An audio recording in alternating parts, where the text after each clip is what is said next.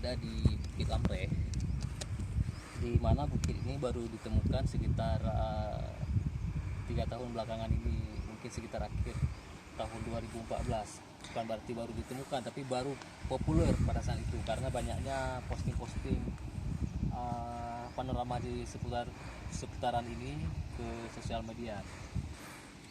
Kalau kenapa? Lokasinya sekitar 30 km dari kota Banda Aceh. Biaya masuk biasalah 10.000 per kereta, ini 5.000 per kepala ya. Pemandangan ini cukup membuat kita menjadi tenang, suasana laut yang biru. Namun hari ini cuacanya kurang mendukung, langitnya kurang biru karena banyak kondisi yang berawan. Seperti Anda lihat, itu sebuah pulau.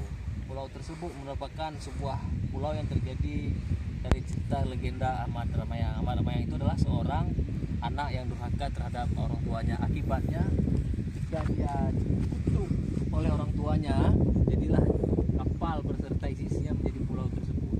Pulau kecil itu legendanya. Saat ini posisi kita saat ini di puncak Bukit Lamre. Ini seputaran yang kita di sinilah puncak tertinggi yang ada di ini.